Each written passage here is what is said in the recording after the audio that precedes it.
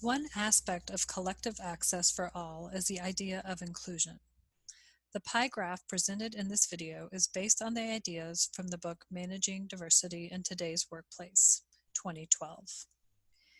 In working towards creating a more inclusive environment, whether in our department, organization, classroom, or broader culture, we must look at two important factors: a marginalized individual or community's uniqueness and sense of belonging. Uniqueness is a marginalized individual or community's availability and safety in maintaining and presenting their unique identities. A sense of belonging is when a marginalized individual or community feels welcomed, accepted, celebrated, and supported. This pie graph presented highlights when we lack one or both of these factors in a culture, we are not creating equitable and inclusive environments. The pie graph has four main quadrants: exclusion, assimilation, tokenizing, and inclusion. The bottom to top side of the graph represents the level of belonging a marginalized individual or community may experience. The left to right side of the graph represents the level of uniqueness a marginalized individual or community may experience. In the bottom left corner, the lowest point in both uniqueness and belonging, the graph shows that if individuals from marginalized groups do not feel a sense of belonging or an ability to maintain their unique social and cultural identities, they will feel excluded from the organization. In the top left corner, the highest point of belonging, but still low on uniqueness, an organization may create a strong, welcoming environment for marginalized identities, providing a sense of belonging. However, the culture of the organization does not allow a person to express or maintain their unique identities. The organizational culture is forcing marginalized identities to assimilate into the culture. This is not equitable inclusion.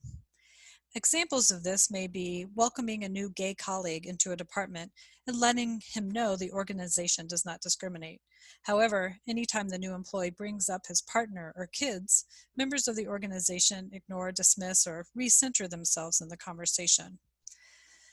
Another example may be hiring and welcoming a Black African employee into an organization, but their supervisor does not allow them to wear a headscarf at work, forcing them to assimilate their clothing and appearance to a dominant culture.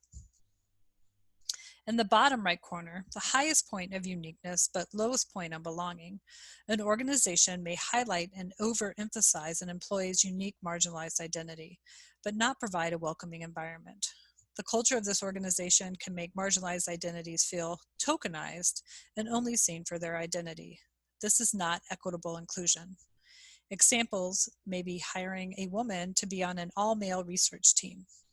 Every time she's introduced, it is highlighted that she is the first female on this team, and the organization is proud of this. However, in the day-to-day work, her comments are ignored, her colleagues rarely talk to her, and if they do, she's asked to do meaningless tasks. Another example may be a student who uses a wheelchair is constantly asked to be pictured on admissions brochures for their college, but still has to go through the back door of every building to access his classrooms.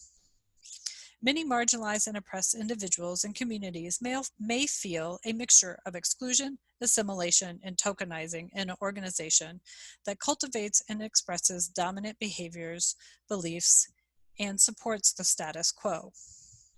Organizations looking to be more inclusive and create collective access for all must work to both create a culture that is welcoming and accepting of marginalized people, while allowing for individuals to maintain and express their unique social and cultural identities.